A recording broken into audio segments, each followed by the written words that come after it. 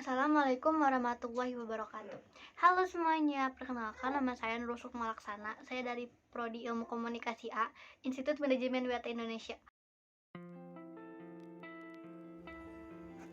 Yang pertama adalah sejarah perkembangan bahasa Indonesia. Bahasa Indonesia pada abad 7, penggunaannya tidak hanya terbatas pada lingkup kehidupan beraktivitas di istana, melainkan juga di dunia pendidikan. Dapat diperkirakan bahwa bahasa yang berperan sebagai wahana komunikasi dalam mengatur pemerintahan, termasuk juga dalam dunia pendidikan. Nah, para ahli ini sependapat bahwa bahasa resmi yang dimaksudkan ini adalah bahasa Melayu atau bahasa Melayu kuno. Kedua, bahasa Indonesia pada abad 14-16. Nah, pada saat itu ditemukan sebuah batu nisan dengan aksara Pallawa kuno bertahun 1380 Masehi. Pada batu nisan itu juga terdapat syair berbahasa Melayu kuno yang dipengaruhi bahasa Arab. Angka tahun penisan tersebut dapat dijadikan sebagai batas antara bahasa Melayu kuno dan bahasa Melayu baru. Pada abad 15 diperkirakan munculnya cerita rakyat dan cerita asing. Bahasa Indonesia pada abad 17-18. Pada abad 17 muncul karya sastra Melayu. Pada abad 19 terjadi pembagian wilayah di kekuasaan antara Inggris dan Belanda yang menyebabkan terpolarisasinya perkembangan bahasa Melayu menjadi dua wilayah kekuasaan. Bahasa Indonesia pada abad 20. Masa ini sebagai masa percepatan perkembangan dan peralihan bahasa Melayu dan bahasa Indonesia. Dan terakhir, bahasa Indonesia pada abad 21. Nah, pada abad ini terdapat 3 peristiwa penting, yakni Kongres Bahasa Indonesia 8, 9, dan 10.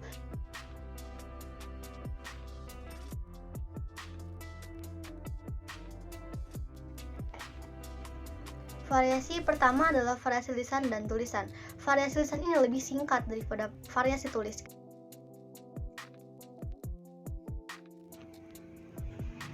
Tiga, variasi bahasa dialektikal. Perbedaan dalam penggunaan satu bahasa yang sama disebabkan oleh daerah penggunaan atau dialek.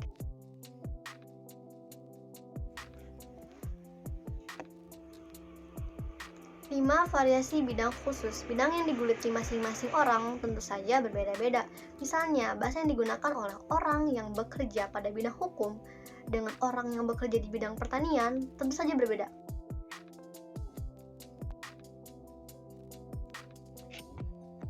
Yang pertama adalah ejaan Van Ophuijsen. Pada tahun 1901 ditetapkan ejaan bahasa Melayu dengan huruf Latin dan disebut dengan ejaan Van Ophuijsen. Hal yang menonjol dalam ejaan ini berupa huruf J untuk menuliskan kata-kata dan kedua adalah huruf OE untuk menuliskan kata-kata. Yang kedua adalah ejaan Suwandi. Pada tanggal 19 Maret 1947, ejaan ini diresmikan dan diberikan julukan ejaan publik. Hal yang menonjol pada ejaan ini adalah huruf OE diganti menjadi huruf U dan kata ulang boleh ditulis dengan angka 2. Terakhir, ejaan bahasa Indonesia yang disempurnakan atau EYD. Pada tanggal 16 Agustus 1972, Presiden RI meresmikan ejaan yang disempurnakan. Komponen ejaan pertama adalah pemakaian huruf. Nah, pemakaian huruf itu meliputi 1. Huruf abjad dari A, B, C, D sampai Z. 2. Huruf vokal yaitu A, I, U, E, O. 3. Huruf konsonan yaitu huruf abjad selain huruf vokal. 4. Huruf diftong yang dilambangkan dengan A, I, A, U, O, I. 5. Gabungan huruf konsonan seperti KH, NG, NY, SY yang melambangkan satu bunyi huruf konsonan. 6. Huruf kapital. Lalu yang ketujuh ada huruf miring. Huruf miring ini dipakai untuk menuliskan nama buku atau majalah yang dikutip dalam tulisan. Huruf miring dalam cetakan dipakai untuk menegaskan bagian kata atau kata. Huruf miring juga dipakai untuk menuliskan kata atau ungkapan yang bukan dari bahasa Indonesia. Kedelapan ada huruf tebal untuk menuliskan judul buku, bagian bab, atau daftar isi. Huruf tebal dalam cetakan kamus dipakai untuk menuliskan lema, sublema, atau lambang bilangan yang menyatakan polisemi.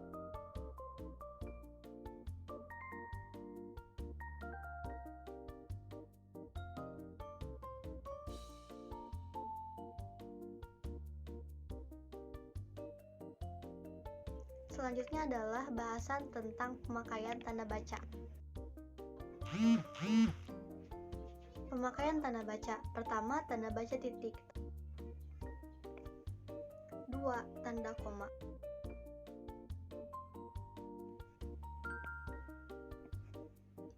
Tanda titik dua. Selanjutnya tanda hubung.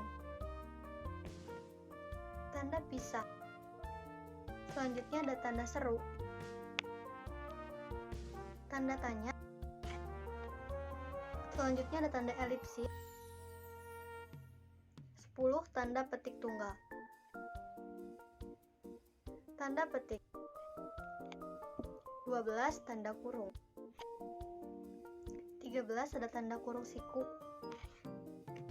Tanda garis miring. 15 tanda penyingkat. Materi ketiga terkait dengan kata, istilah, dan diksi. Apa itu kata? Secara umum, menurut sudut pandang fonologi, kata dapat dirumuskan sebagai bentuk lingual yang memiliki urutan fonem yang tetap. Urutan tetap di sini dimaknai tidak berubah, artinya fonem-fonem yang menjadi unsur pembentukan kata itu tidak dapat diubah urutannya, baik melalui pengubahan posisi kata atau dengan sebagian kata dengan penambahan, pengurangan, dan penyisipan satu fonem pada kata tersebut. Pengertian istilah. Istilah dapat diartikan sebagai kata atau gabungan kata yang memiliki makna khusus dan penggunaannya terbatas pada ranah kegiatan atau bidang keilmuan tertentu. Dari segi makna, istilah itu sifatnya monosemantis, yang artinya dia hanya memiliki satu makna, tidak ganda atau polisemi. Sumber kata dan istilah. Dari mana sih sumber kata dan istilah? Yang pertama akan dibahas adalah sumber kata. Ya, pada dasarnya kata bahasa Indonesia itu kan berasal dari dua sumber, yakni sumber dari alam dan sumber dari luar.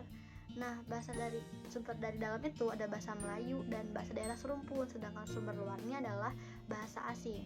Dari bahasa daerah serumpun, di dalamnya termasuk bahasa daerah seperti bahasa Minangkabau, bahasa Sunda, Bali hingga Banjar. Sedangkan dari bahasa asing yang turut memperkaya bahasa Indonesia adalah bahasa Sanskerta, Arab, Tamil, Parsi, Belanda, Inggris, Portugis, Latin, Italia, dan juga Cina. Sumber istilah. Urutan prioritas adalah sebagai berikut.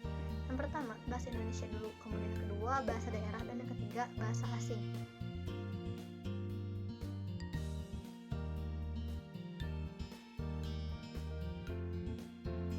Diksi atau pilihan kata adalah kemampuan memilih satu kata yang tepat di antara sejumlah kata bersinonim untuk digunakan dalam konteks tertentu.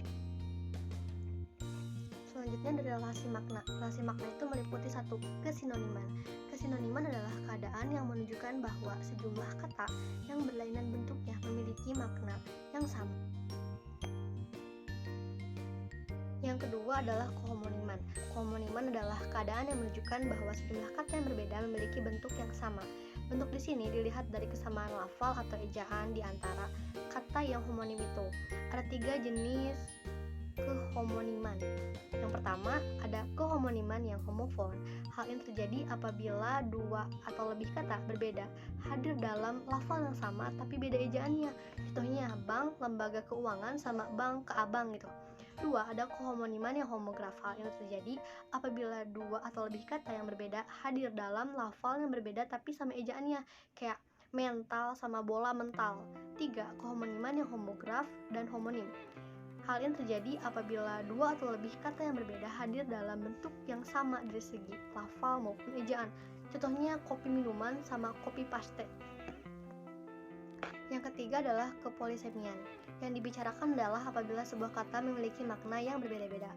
Contoh pada kata kepala dalam KBBI atau Kamus Besar Bahasa Indonesia diberi rincian makna kurang lebih sebagai berikut. Pada contoh kata kepala, bisa jadi bagian tubuh di atas leher tempat terdapatnya otak dan pusat saraf manusia dan hewan. Ada juga, kepala juga bisa jadi benda sebelah atas ujung atau depan.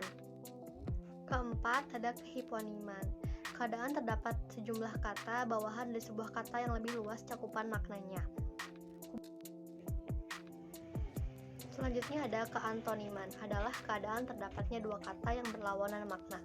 Keantoniman itu dapat hadir dalam perlawanan, kebalikan, dan berlawanan bertingkat. Selanjutnya ada makna denotatif dan makna konotatif. Makna denotatif itu adalah makna yang sebenarnya, sedangkan makna konotatif adalah makna yang menyimpang dari makna sebenarnya.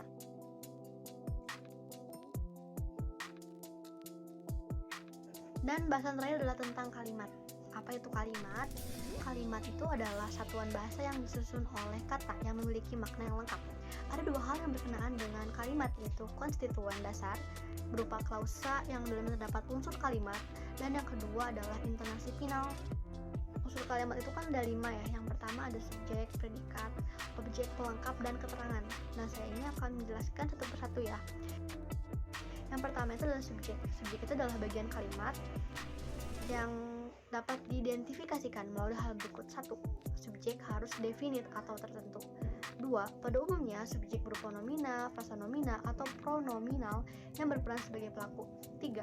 Subjek merupakan pertanyaan atas Subjek merupakan jawaban atas pertanyaan apa atau siapa.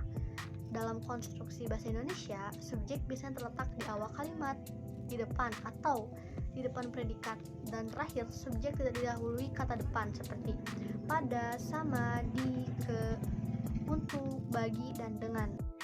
Jadi ciri-ciri predikat yaitu bagian kalimat yang menandai apa yang dinyatakan subjek, diisi oleh kategori verba, berperan sebagai proses perbuatan dan keadaan, dan merupakan jawaban atas pertanyaan apa yang dilakukan subjek, bagaimana subjek, dan mengapa subjek.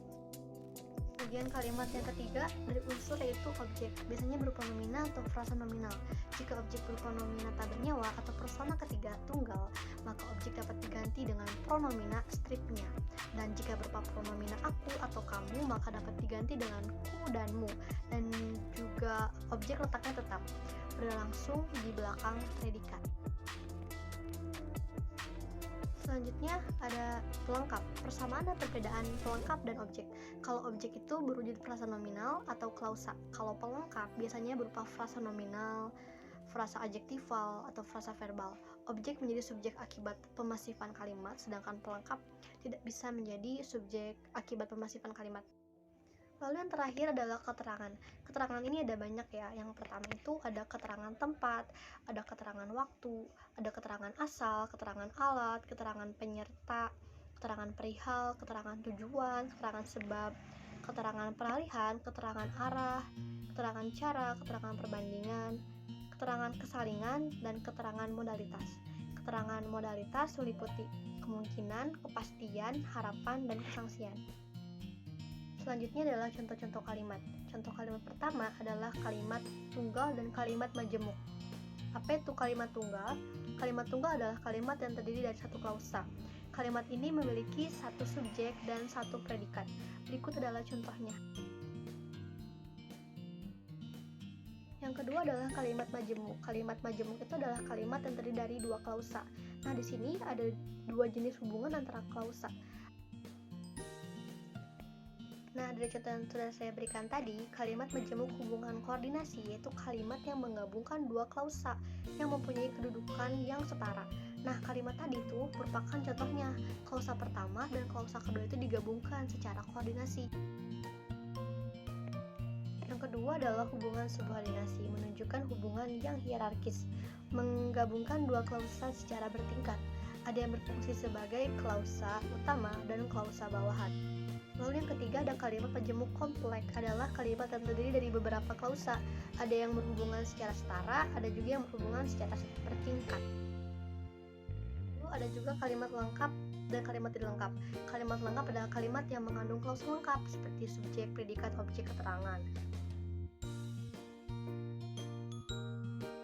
Bagian kalimat yang ketiga adalah kalimat inversi dan permutasi.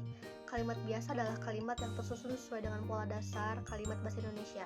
Kalimat inversi adalah kalimat yang mengharuskan predikat pendahului subjek. Dan yang ketiga, kalimat permutasi adalah kalimat yang berpola terbalik, yaitu PS atau POS. Permutasi dilakukan karena ada unsur kalimat yang ingin difokuskan maknanya. Dan kalimat terakhir adalah kalimat efektif. Kalimat yang secara tepat mewakili gagasan atau pikiran penulis. Kalimat efektif harus dapat dipahami secara tepat oleh pembaca. Kalimat efektif juga memiliki syarat-syarat. Semoga apa yang saya sampaikan bermanfaat untuk teman-teman semua, dan mohon maaf juga bila ada kesalahan. Sekian, wassalamualaikum warahmatullahi wabarakatuh.